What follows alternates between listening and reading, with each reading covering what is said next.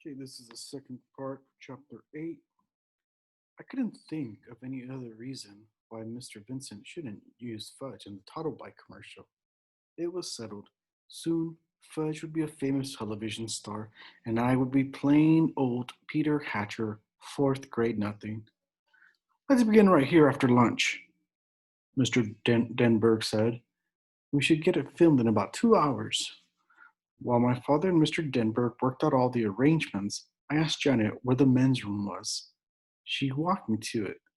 I told her thank you and that she didn't have to wait. I'd find my own way back. When I was safely inside, I looked at myself in the mirror. I wish Fudge had never been born, I thought. Everything good always happens to him. If he had to be born, I wish he could be 9 or 10, like me. Then Mr. Vincent wouldn't want him to be the one to ride the toddle bike in his commercial. Janet sat down. Janice sent down to the coffee shop for some sandwiches and drinks. After we ate, we all walked to another section of the agency where the cameras were set up. A make believe street scene was the background. The toddle bike was shiny red. My father told Fudge all he had to do was ride it around. Fudge liked that. He zoomed all over the place. Vroom, vroom, vroom, he called. My father, Mr. Vincent, and Janet sat on folding chairs and watched the action. I sat on the floor at my father's side. Mr. Denberg was the director. He said, Okay, Fudge, we're ready to begin now. You ride the toddle bike where I tell you to, and I'll take a picture of you doing it. All right? No, Fudge said. What does he mean, Hatcher? Mr. Vincent asked. Why did he say no? My father groaned. Look, George, using Fudge was your idea, not mine. Mr. Denberg tried again. Okay, Fudge, this is it. Camera. The cameraman said, Start writing this way. Ready, set, go. Fudge sat there on the toddle bike, but he wouldn't pedal. Come on, kid, let's go, the cameraman called. No, don't want to, Fudge answered. What's with this kid, Mr. Hatcher? The cameraman asked. Fudge, my father said. Do what the nice man tells you to. No, don't have to, Janet whispered to my father. How about some cookies, Mr. Hatcher? Good idea, Janet, my father told her. I have some Oreos right here, she said, patting her pocketbook. Shall I give them to him? One at a time, my father said. Janet walked across the room to Fudge. He was still sitting on the toddle bike. If you do what the nice man says, you can have a cookie, Janet told him. Show me, Fudge said. Janet held up a box of Oreos. She was really well prepared, I thought. She must eat all day long. What, with the crackers shaped like goldfish and a whole box of Oreos, too?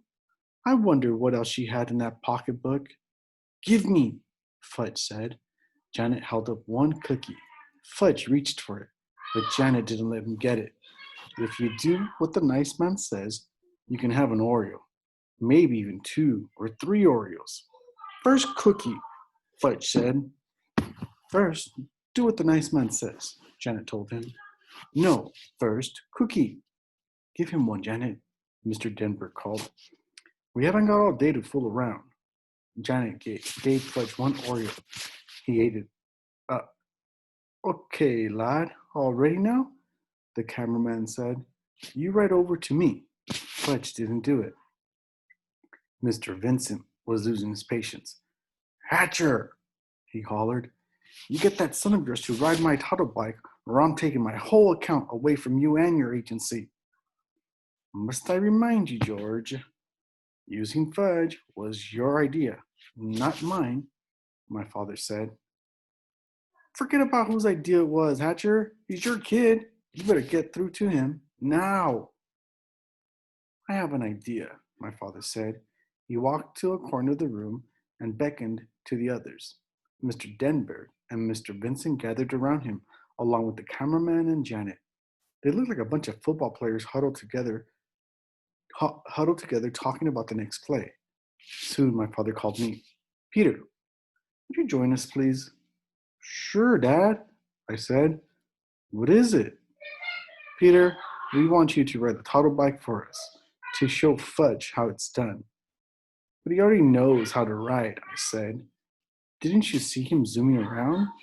He won't do it for the cameras, though, my father exclaimed. So we need your help. Will I be in the commercial too? I asked.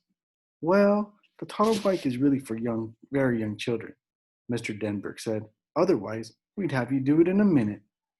I got the message. It was like buying the shoes and like at Dr. Brown's office. They were going to use me to get to Fudge to do what they wanted him to. I wondered how anybody would ever manage my brother without my help. I walked over to Fudge and told him I was going to ride the toddle bike. Get off, I said. Fudge held onto the bike. No, mine.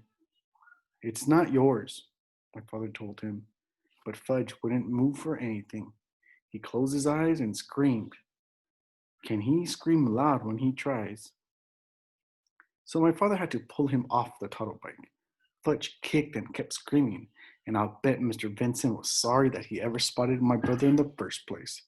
I got on the toddle bike. It was so small, my knees practically touched the ground, but I managed to ride it around just where the cameraman told me to. See how nice Peter can ride the toddle bike? Janet said. Here, Peter, come have an Oreo. You did that so well, you can have 2 or 3 if you want. Fudge stopped screaming. Me, he said. What? My father asked him. Me, ride me. You can't ride as well as Peter can, Mr. Denberg said. Can so, Fudge told him. I don't think so, Mr. Denberg said. You already had a turn. You didn't do that when I told you to do. Me! You want to try again? My father asked. Again, Fudge said. Again, again, again. Well, I don't know, Mr. Denberg said. Well, Mr. Vincent said, chewing on his cigar. Well, the cameraman said, scratching his head. Please, Fudge begged. I never heard my brother say please before. Mr. Denberg said, Okay, we'll give you one more chance. Fudge ran to the toddle bike. I got off and he jumped on. Now? He asked Mr. Denberg. Now, Mr. Denberg said. Right this way, Fudge. Over here, toward me. Fudge did as he was told. Just like Peter, he said. See, just like Peter. Janet gave me a kiss on the cheek. You saved the day, Peter Hatcher, she said. When she wasn't looking, I wiped off my face. Her kiss was too juicy.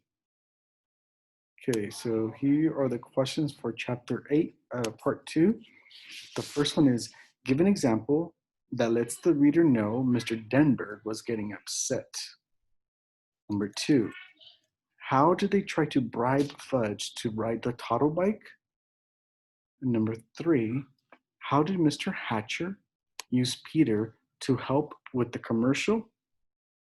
And number 4 is, why do you, I forgot the word you. Why do you think Fudge acts the way he does? Okay, so answer those questions and we'll discuss these on Thursday. Okay, you guys have a good one. Bye-bye.